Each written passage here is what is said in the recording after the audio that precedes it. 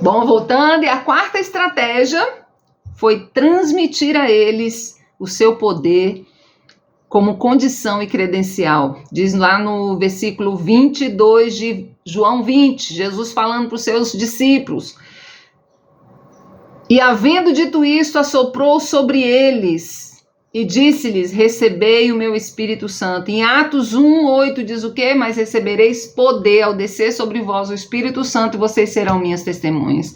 Jesus, ele transmitiu a eles o seu poder, ou seja, vocês vão ser meus discípulos, vocês vão ser aqueles que vão anunciar minhas testemunhas, mas vocês não vão na força do seu braço, só com a sua voz, só com o seu jeito de ser, com as suas habilidades pessoais. Vocês vão no poder do Espírito Santo. Nós precisamos entender que um evangelista, que alguém que prega o evangelho, que alguém que é um discípulo de Cristo, não faz essa obra na sua própria força, tentando convencer as pessoas com seu próprio discurso. Nós precisamos ter o Espírito Santo de Deus em nossas vidas, ser cheios do Espírito Santo, porque a Bíblia diz que quando nós chegarmos diante das autoridades, de pessoas que vão pedir informação sobre a nossa fé, nós não precisamos ter medo, mas precisamos deixar que o Espírito fale, que o Espírito Santo vai falar por meio de nós. É o Espírito de Deus. Nós precisamos entender o seguinte: nós só precisamos obedecer, levar a palavra verdadeira, a palavra simples, mas verdadeira, genuína. Ter uma vida também alinhada com a palavra de Deus, para que as pessoas não olhem para nós e digam: olha esse aí que diz que é crente, está me querendo levar para a igreja, mas olha a vida dele do jeito que está.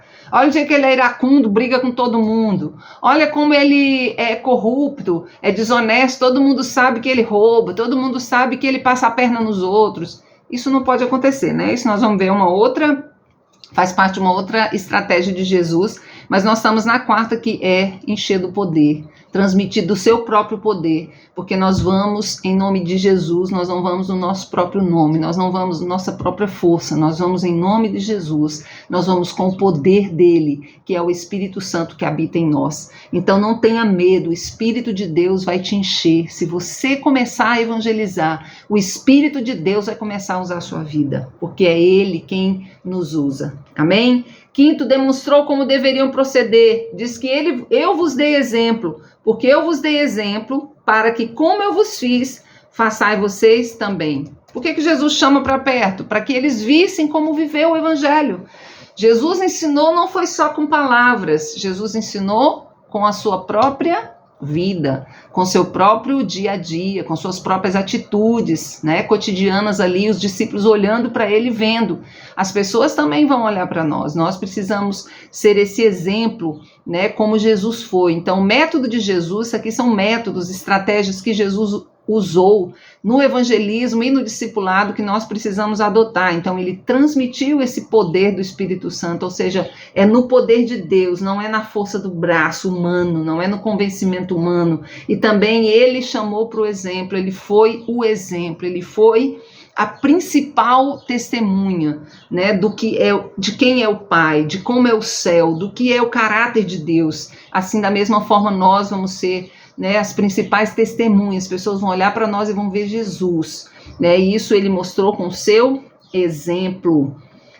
Sexto, delegou autoridade e distribuiu o trabalho entre eles. Eu vos farei pescadores de homens. Jesus estava chamando para estar com ele, mas depois ele os enviou, delegou autoridade. Cada um dos 12 ali tinha atividades, tinha tarefas a cumprir, tinha ofícios ali. Lembra que Judas era quem cuidava da bolsa, né, das ofertas. Ele fez errado, passou a mão no que não devia, né, a Bíblia diz que ele era desonesto, né? Já o coração dele já estava corrompido. Mas ele tinha, muitos dos discípulos saíam, vamos lá buscar. Sempre o Senhor estava dando tarefas, delegando obrigações. E por final, a principal tarefa e a principal delegação foi a de pregar o evangelho. Jesus então delegou para eles, deu a eles o privilégio e a oportunidade de anunciar Jesus. Ele falou: vocês vão aprender de mim, agora vocês vão vir a mim aprender comigo e agora vocês irão a evangelizar. Quando Jesus sobe ao céu, a primeira palavra que ele diz, ou a última palavra que ele diz antes de subir ao céu é: e de fazer discípulos de todas as nações, batizando-os em nome do Pai, do Filho e do Espírito Santo, ensinando-os a guardar tudo quanto eu vos ensinei. E Jesus então delega, ele dá autoridade, o poder do Espírito Santo, e delega funções, delega uma tarefa evangelística para cada um dos seus discípulos. Sétimo, ele esperou que eles se multiplicassem, para que vocês deem frutos. Não me escolheste vós a mim, mas eu vos escolhi a vós e vos nomeei para que vades e deis frutos, e o vosso fruto permaneça, a fim de que tudo quanto pedirdes ao Pai, ele vos conceda. Ou seja, Jesus não teve pressa, ele ensinou os seus discípulos, mandou eles, lembra que mandou um grupo de 70, depois mandou um grupo de 2 em 2, vocês se lembram?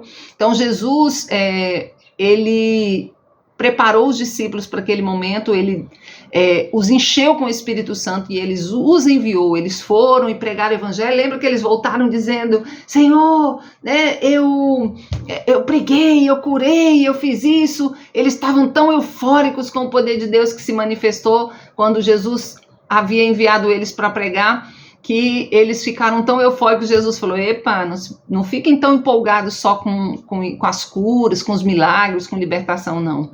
Mas se alegrem em primeiro lugar, que o nome de vocês está no livro da vida. Essa é a principal. Vocês saberem que vocês são salvos. Preocupem primeiro de vocês serem salvos, de vocês estarem comigo. Essa é a maior alegria de vocês. Essa é a nossa maior riqueza, né? Então Jesus teve paciência de treiná-los e de esperar que eles dessem frutos, né? E viu os seus discípulos crescerem, serem capazes de dar fruto. Nós não podemos exigir que os nossos discípulos, as pessoas que nós estamos preparando, de uma hora para outra já sejam como nós, ou sejam melhor do que nós. Nós precisamos conhecer nossos discípulos, ter paciência e esperar que eles multipliquem, ajudando a cada um deles a achar o seu lugar, os seus dons, os seus talentos, e crescer em obediência à palavra do Senhor e serem também ganhadores de alma, pescadores de homens. Amém? E 8, em último lugar, o último método aqui de Jesus, o último ponto desse método de Jesus, é que Jesus supervisionou pessoalmente o trabalho deles. Ainda não considerastes nem compreendestes? Jesus, conhecendo isso, lhes disse, lá em Marcos capítulo 8, versículo 17, olha o que Jesus disse aos seus discípulos: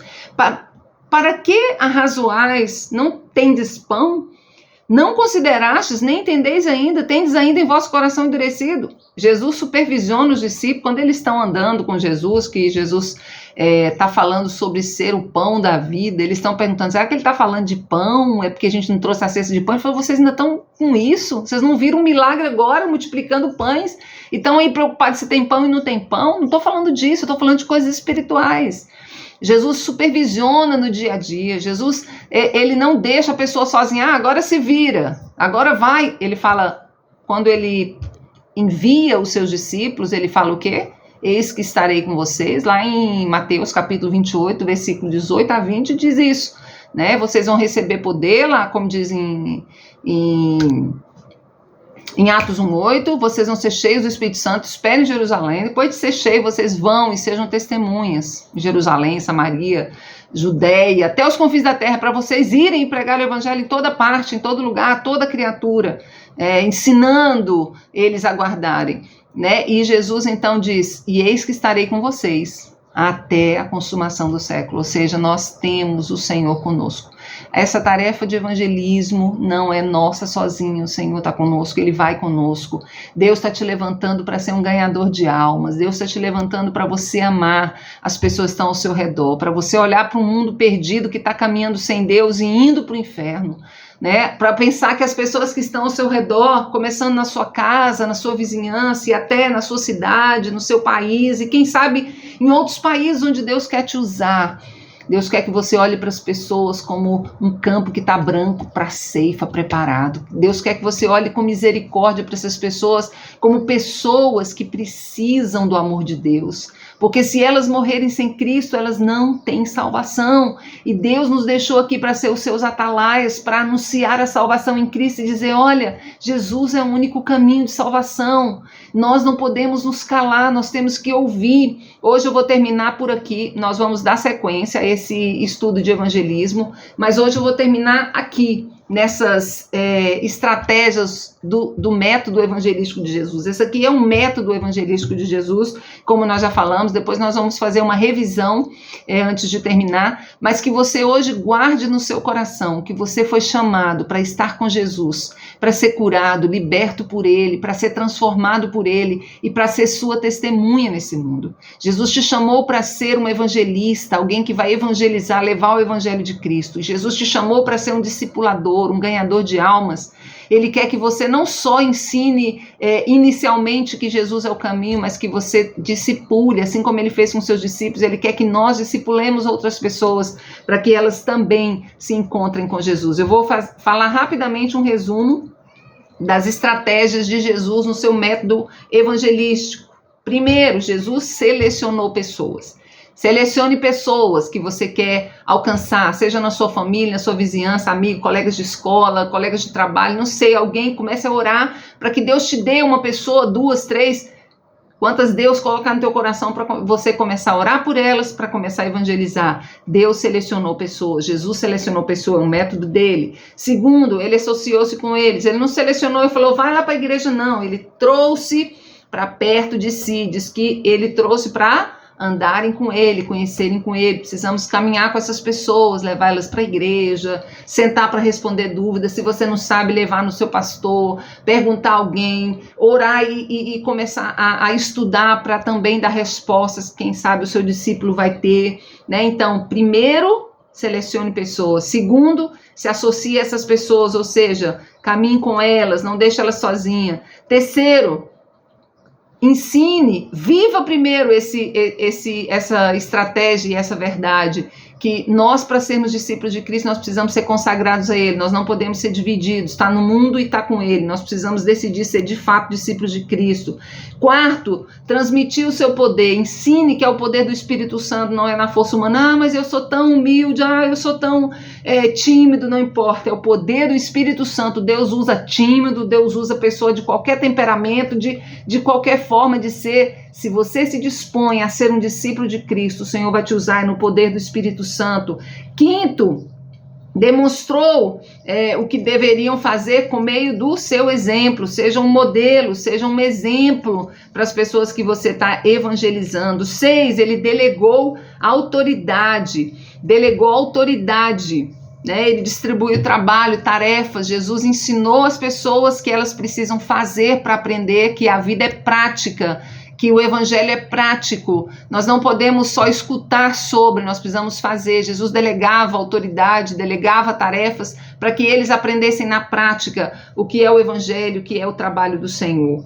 7, Jesus esperou que se multiplicasse. Tenha paciência com as pessoas com quem você trabalha, não exija delas além do que elas dão conta. E cada um é cada um. Jesus conhecia cada um dos seus discípulos e sabia tratá-los, soube esperar o tempo deles frutificarem. E 8 e final, supervisionava pessoalmente essas pessoas. Jesus não deixou simplesmente elas sozinhas, mas ele estava com elas ali para ajudar, para ensinar, se houve um erro, para admoestar, né, para ajudar na hora da fraqueza. Jesus é quem estava ali. Não está escrito todas as situações que Jesus passou com seus discípulos, mas nós sabemos que Jesus passou muitas situações com seus discípulos, porque foram 3 anos caminhando junto, dia após dia, caminhando, andando, em casa, né, em todos os lugares, andando em aldeias. Então, eles tiveram simplesmente muito tempo com Jesus. E nós precisamos também supervisionar as pessoas, estar ali ensinando até que elas saibam caminhar sozinhas. Quando ele viu que os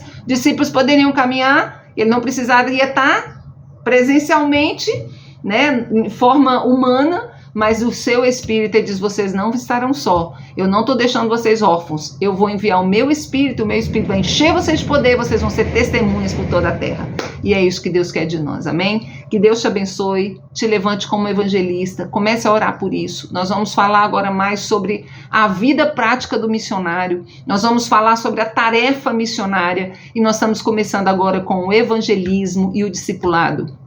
Deus nos chama a conhecê-lo e fazê-lo conhecido. Deus nos chama a conhecer a sua palavra, ensinar a sua palavra, formar outras pessoas para que também sejam discípulos de Cristo. Amém? Que Deus te abençoe. Fique agora aí, né, no finalzinho, orem juntos sobre isso e nós vamos, se Deus quiser, estar junto em breve. Que Deus te abençoe. Não se preocupe, nós vamos marcar a data da nossa formatura, mas ainda não é esse ano, vai ser no próximo ano. E fique firme aí, buscando o Senhor, não se desanime, porque há dias difíceis, há dias às vezes de desânimo, mas não desanime, fique firme. Que Deus te abençoe. Um abraço aqui desde Malawi.